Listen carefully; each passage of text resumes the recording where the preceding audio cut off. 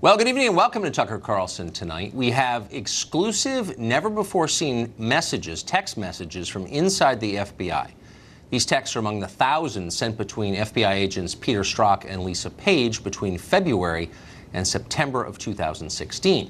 A lot of them are interesting. Here's a key text. The agents did exactly what you would hope agents would never do. They expressed concern about whether Hillary Clinton, if she was elected president, would take revenge against the FBI for the crime of investigating her. In exchange, from February of 2016, Agent Page told Agent Strzok, quote, "One more thing. She might be our next president. The last thing you need, us going in there loaded for bear. You think she's going to remember or care that it was more DOJ than the FBI?" Strzok told Page that he agreed. In other words, political concerns were at top of mind as they investigated this politician, Hillary Clinton. Congressman Trey Gowdy of South Carolina chairs the Oversight Committee in the House. He's a member of the Intelligence Committee, and he joins us to react. Congressman, thanks for coming on. Yes, sir. Are we reading too deeply into the exchange we just put on the screen, do you think? Well, I don't think so, because you read that one in isolation. If you read all the text, it's clear that they did not want her charged. They wanted her to be the president of the United States. They really didn't want Donald Trump to be the president of the United States, and they concede throughout these texts that they did things differently in this investigation from any other investigation that they were part of.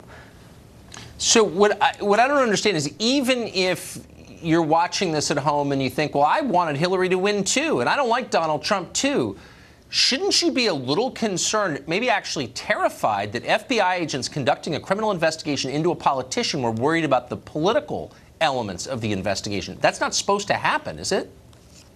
Well, you may remember, as I do, Jim Comey telling us that the FBI doesn't give a whit about politics. He loved to tell us how apolitical the Bureau was.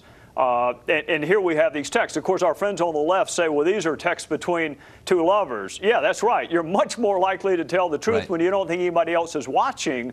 This, I think, is the unvarnished truth of how they viewed both her, him, and the investigation, and how they wanted it to turn out. Keep in mind, Tucker, all of this is done before she was ever interviewed. So the fix was in, unfortunately, before they even interviewed the target of the investigation. What does it tell you about what they thought of Hillary Clinton? They believed if she became president, she would punish our chief law enforcement agency for investigating her. What does that say about their view of her or their understanding of her? It's either that, or I think another reasonable construction could be that she would reward the DOJ, thinking it was more DOJ lawyers that concluded she should not be charged as opposed to the FBI. And that's actually how I read it, that she would give more credit to the Department of Justice. You know, keep in mind, reading these texts, it doesn't appear that anyone wanted her charged before they even knew what she was going to say. I read that to be they were concerned DOJ would get the credit for taking care of her more than the Bureau would. You've taken an enormous amount of abuse, as have your colleagues on the Intelligence Committee, as has this channel, for daring to report this news as if asking questions about the behavior of law enforcement officials is unpatriotic. How do you respond to that? Tucker, there's no one in Congress that has more respect for law enforcement. I spent 18 years working with them, and it's the best 18 years of my professional life, and always will be. I love law enforcement, which is why these texts break my heart. Bias is insidious. Bias is the one thing in a courtroom, Tucker, the judge will give you the broadest leeway because it infects and instructs every decision you make when you are biased for or against someone. Right. So when I see manifest bias, think back to other important cases in our country's history. I mean, Mark Furman got in trouble not so much for working the crime scene, but because of racial epithets that he had uttered earlier in his career. That's right. That's how seriously we take bias. I don't know why the left can't concede in this case that these two agents should never have been part of investigating her case. Well, you would think that Democrats, at some point, it would occur to them that maybe most FBI agents aren't liberal. They're probably conservative. I'd be willing to bet money on that. So if you allow the FBI to let their agents make decisions on the basis of their political beliefs, maybe that's going to hurt Democrats at some point. Maybe all of us have a real interest in clean and ethical government, but they don't seem to have an interest in that right now. Why? I don't know. I don't like bias. I don't like political bias manifesting itself in an embezzlement case. I don't like it in a bank robbery case. This was an incredibly politically charged case, as was and is the Russia investigation. So politics and political bias is even more important in a case like this. I don't know why the left is straining to minimize the manifest bias that was exhibited by these agents. I don't get it. I'm sorry to say this, you got some totally unprincipled people up there with you. I'm sorry about that. Congressman, thank you. Yes, sir. Thank you.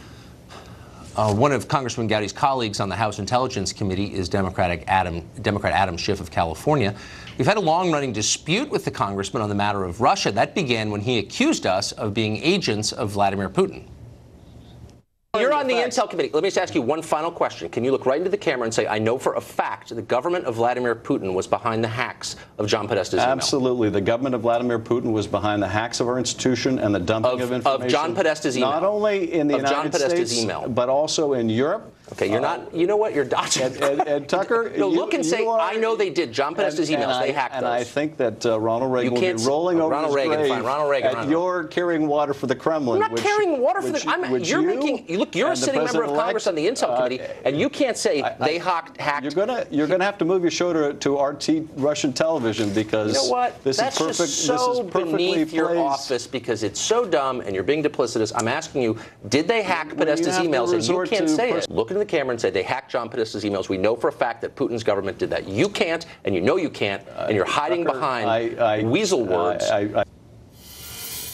That guy's a liar and a demagogue, in case you didn't notice. Bill McGurn is a columnist at the Wall Street Journal. He just wrote a piece asking why Congressman Schiff seems so uninterested in whether the infamous Trump dossier is true. Are the facts in there? Are they right?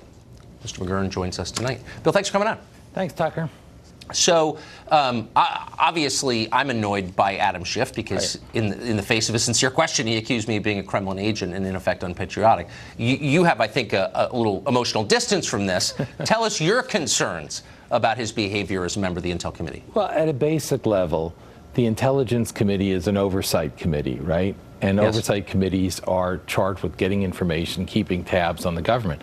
This man just seems determined not to get information, and certainly not to get it to the American people. You know, when the Republicans put together their memo outlining some of the information they found from the FISA application and so forth, you know, he was asked on CNN, shouldn't the American people see this? And he opted for the Nathan Jessup response in A Few Good Men.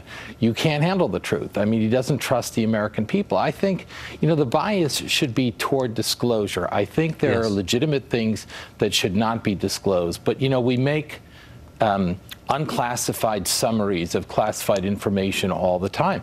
And remember, he fought the subpoenas of justice. He fought the subpoenas for the FBI. He fought the subpoena for Fusion that eventually led to the news that the Hillary campaign had funded the Steele dossier. So you're old enough, and I am too, to remember a very different time where the sides were kind of inverted, and it was Democrats, Frank Church of Idaho, for example, who were arguing that the public has a right to know at least a broad outline of what the intel agencies are doing, what law enforcement is doing. It's our government. It's our country. We have a right to know. Democrats used to say that all the time. I agreed with them. When did they stop saying that, and why? I don't know. I mean, look, to me, there are two big issues.